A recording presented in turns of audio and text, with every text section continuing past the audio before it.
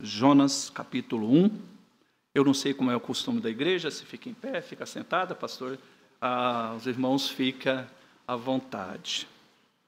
A palavra de Deus diz assim, Jonas, capítulo 1, versículo 1. Vamos estar lendo os 3 versículos. A palavra de Deus diz assim: E veio a palavra do Senhor a Jonas, filho de Amitai, dizendo: Levanta-te, vai à grande cidade de Nínive e clama contra ela, porque a sua malícia subiu até a minha presença. Porém, Jonas se levantou para fugir da presença do Senhor para Tarse. E descendo a Jope, achou um navio que ia para Tarse. Pagou, pois, a sua passagem e desceu para dentro dele, para ir com eles para Tarse, para longe da presença do Senhor. Pai, obrigado a Deus por tudo que já foi feito na tua casa nessa manhã.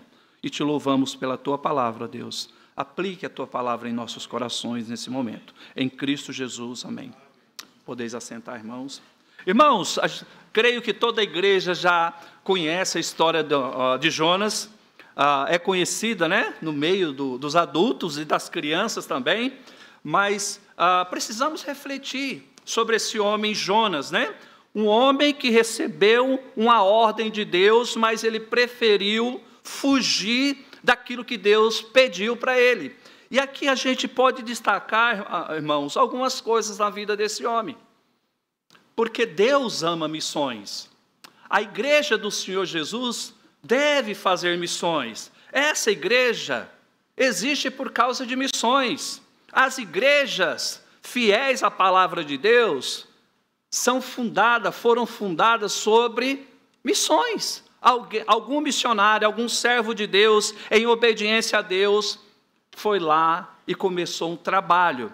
Irmãos, nós devemos entender que missões é minha responsabilidade. Vivemos em dias hoje que procuramos terceirizar as coisas, né? Até mesmo na igreja, né? Às vezes olhamos para os irmãos, olhamos para o irmão da esquerda, da direita, fala a responsabilidade é desse irmão, a responsabilidade desse irmão, mas nós devemos olhar para nós mesmos e falar assim, missões é eu que tenho que fazer, é eu que tenho que levantar e ir, sabe? Porque missões se faz com as mãos daqueles que contribuem, missões se faz com os joelhos daqueles que oram, e missões se faz com os pés daqueles que vão. E muitas vezes, você que está sentado aí num banco, você não vai conseguir ir. Mas, louvado seja Deus, porque através de missões, em outros lugares, missionários, missionárias, estão fazendo a obra de Deus. Então é a nossa responsabilidade, nós devemos ter esse entendimento. Irmãos, e quando olhamos para esse homem Jonas, aqui no versículo 1, a palavra de Deus fala assim, e veio a palavra do Senhor a Jonas, filho de Amitai, dizendo, levanta. Irmãos, nós precisamos nos levantar, sabe por quê? Porque é uma ordem divina. Nós devemos fazer missões porque é uma ordem divina. E essa ordem não saiu da boca do pastor, ou da boca de um irmão, do diácono. Essa ordem saiu do trono da graça de Deus.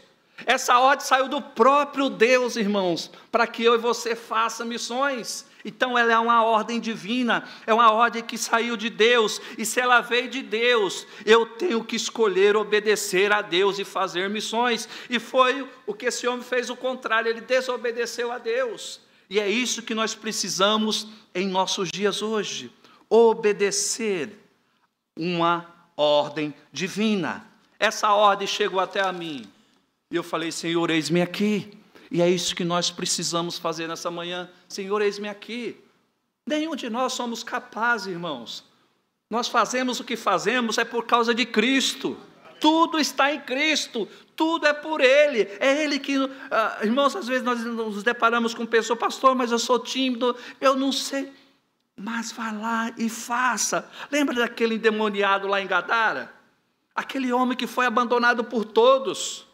A sociedade abandonou, as autoridades da época abandonou, os religiosos abandonou, a família abandonou. Mas quando ele encontrou com Jesus, a sua vida foi transformada, irmãos. E é isso que nós precisamos. E de repente aquele homem sai correndo atrás de Jesus, até o barco de Jesus. Senhor, eu quero, deixa eu ir. Mas o que é interessante, Jesus falou o quê? Vai para os teus e anuncia quão grandes coisas o Senhor fez por ti. Irmãos, às vezes nós não vamos saber todo o plano da salvação, às vezes nós não vamos saber o versículo lá, mas você sabe o que Cristo fez por você.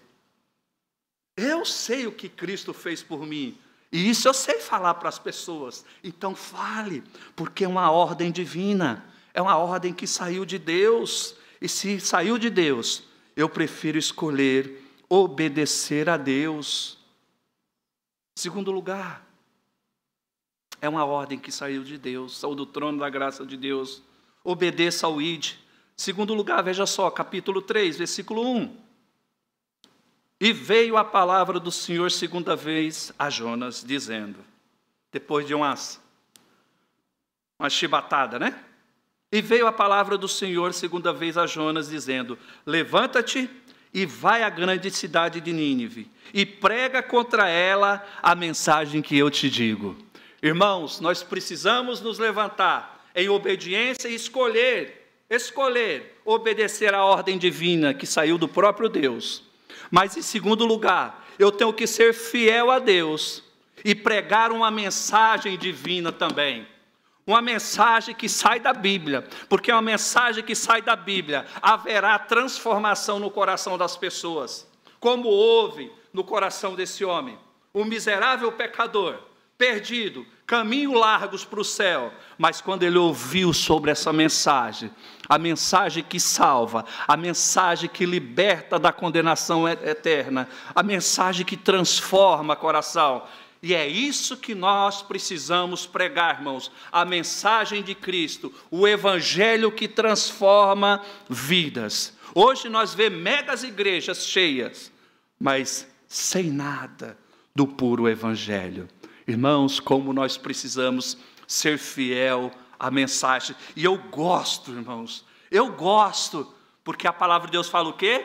E prega contra ela, vai lá em Nínive, mais ou menos 120 mil pessoas, vai lá e prega a mensagem que eu te digo, Jonas.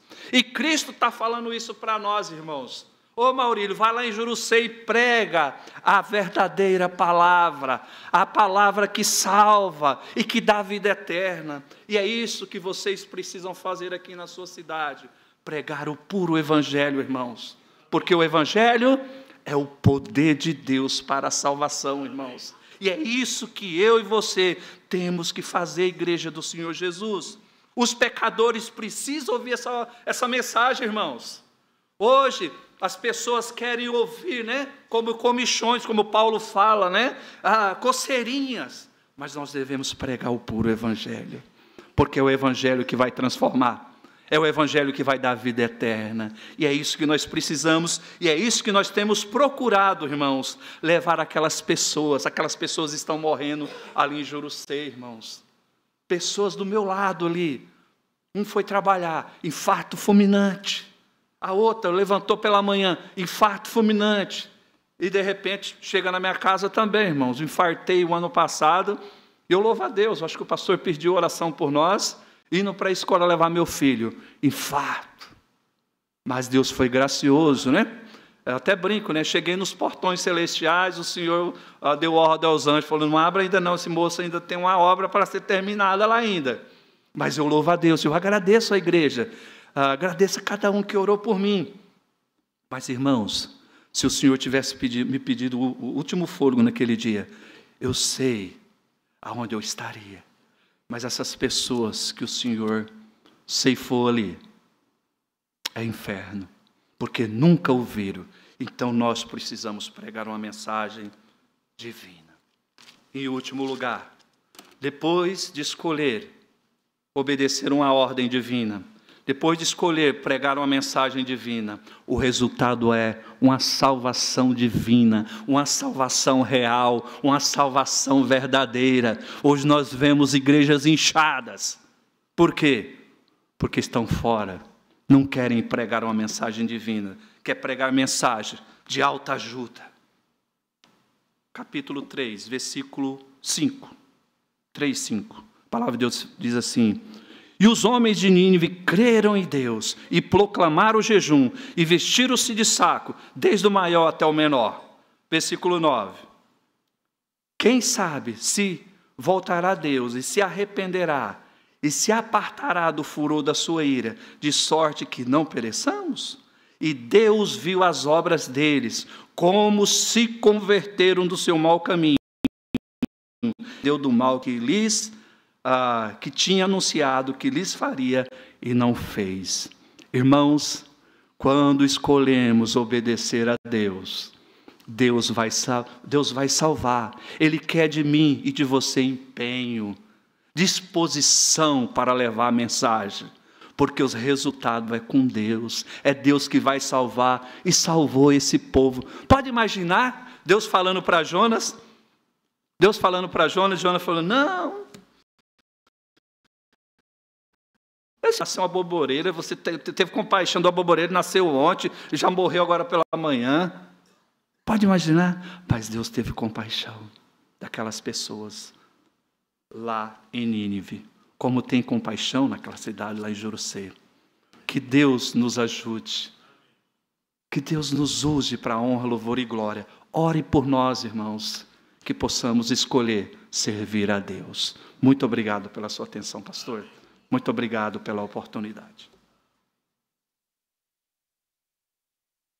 Amém, irmãos?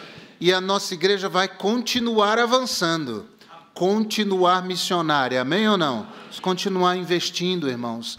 Jesus está às portas, e é importante que o povo de Deus tenha as mãos mais firmes no arado e siga servindo a Cristo e levando Jesus cada vez mais longe.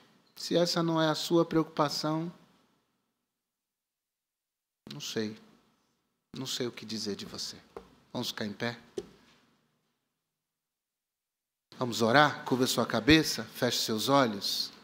Nessa manhã, você foi mais estimulado a servir a Cristo, a fazer mais por Jesus, a investir mais na causa do Mestre, não só com finanças, mas com seu tempo, com a sua boca, falando, convidando pessoas a conhecerem Jesus? Será que há alguém aqui que foi mais incentivado? Levante sua mão. Amém, amém, amém. Isso mesmo, graças a Deus, isso mesmo. Esse é o trabalho e disso Deus se agrada. Deus Santo, obrigado pela vida de cada irmão, de cada irmã. Nesta manhã se fez presente aqui aqueles que não puderam chegar, meu Pai, por motivo de força maior, mas que estão acompanhando pela internet. E, ó Deus, agradecemos pela Tua palavra que foi exposta, o testemunho missionário que nós ouvimos. Abençoa, Senhor, pastor Maurílio e família, no desempenho e desenvolvimento do trabalho da evangelização ali em Jurucê. E o Senhor supra-os com os recursos físicos e materiais, mas acima de tudo que eles sejam supridos espiritualmente pelo Senhor. Dá-nos da Tua graça, meu Deus, para que continuemos avançando no investimento e no trabalho missionário, e que, ó Pai, do nosso meio, o Senhor, por graça, levante mais trabalhadores para a Tua seara. É a nossa oração, em nome de Jesus. Amém.